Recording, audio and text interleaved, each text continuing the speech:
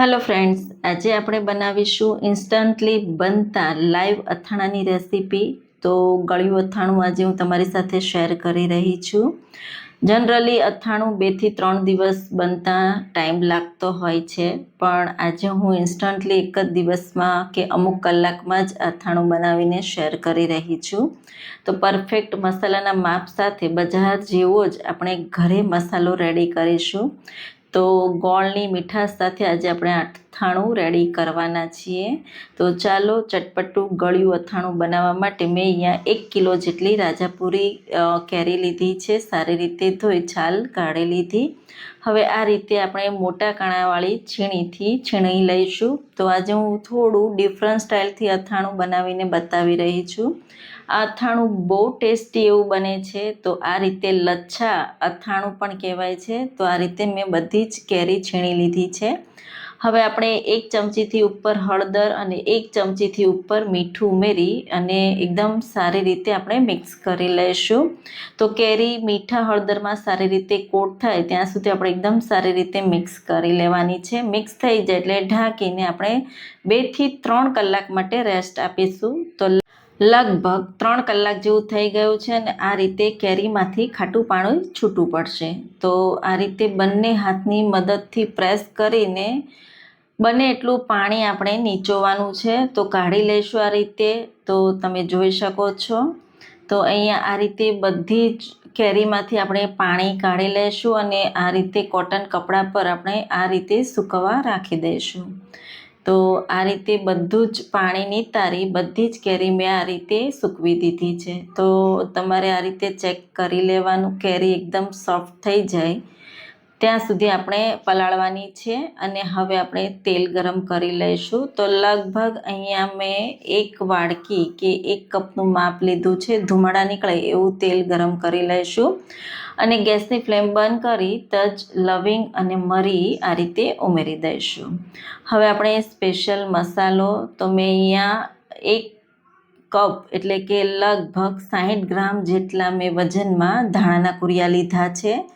સાથે અડધો કપ રાઈના કુરિયા, તો લગભગ અહીંયા 40 ગ્રામ જેટલા રાઈના કુરિયા લીધા છે.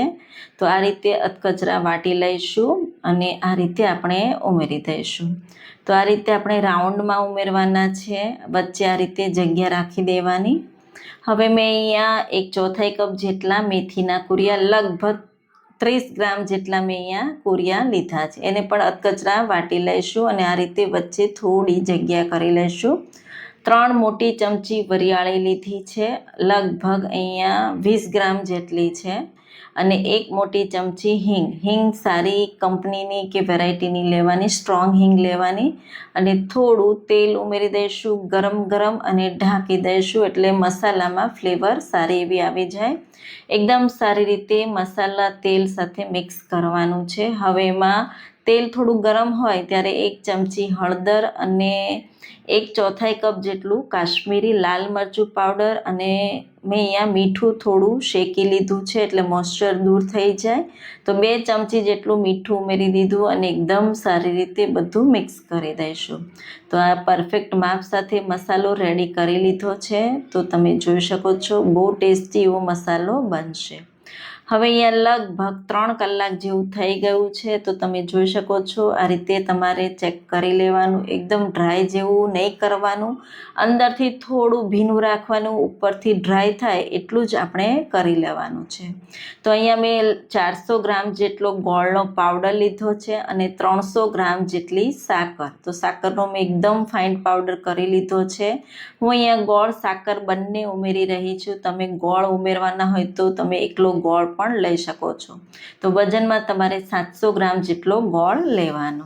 હવે અહીંયા મેં મસાલો ઉમેરી દીધો છે અને એકદમ સારી રીતે બધું મિક્સ કરી લઈશું. તો તમે જોઈ શકો છો તો કેરી સાથે મસાલો એકદમ સારી રીતે કોટ થઈ ગયો છે. હવે આપણે એમાં તેલ ઉમેરવાનું છે.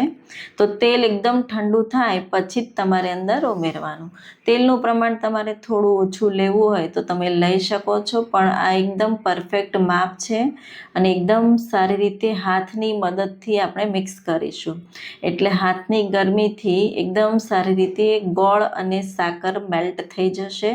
તો ઇન્સ્ટન્ટ અથાણું બનીને રેડી છે. હવે આપણે એને ઢાંકીને અડધો કલાક માટે રેસ્ટ આપીશું. તો લગભગ 30 મિનિટ જેવું થઈ ગયું છે અને ગોળ સાકર એકદમ સારી રીતે ઓગળી ગયા છે. તો જોતાં જ ખાવાનું મન થઈ જાય એવું અથાણું બન્યું છે. તો આ ઇન્સ્ટન્ટ અથાણાની રેસીપી જરૂરથી ટ્રાય કરવા જેવી છે. તમે આ રીતે કાચની બરણીમાં ભરી 1 વર્ષ સુધી ફ્રીજમાં સ્ટોર કરી શકો છો. તો બહુ ટેસ્ટી એવું અને જનરલી બધા જ અથાણા 2 થી 3 દિવસનો ટાઈમ લાગતો હોય છે, પણ આ અથાણું ઇન્સ્ટન્ટ બને છે. તો જરૂરથી ટ્રાય કરજો અને આ રેસીપી તમને કેવી લાગી એ મને જરૂરથી કહેજો. તો ગળ્યું અથાણું જો તમે બનાવવાના હોય તો આ રીતે જરૂરથી ટ્રાય કરજો. બધાને જ બહુ ભાવશે અને રેસીપી પણ બધા જ પૂછશે. તો રેસીપી ગમી હોય તો લાઈક કરજો, શેર કરજો, સબસ્ક્રાઈબ કરજો. આવજો.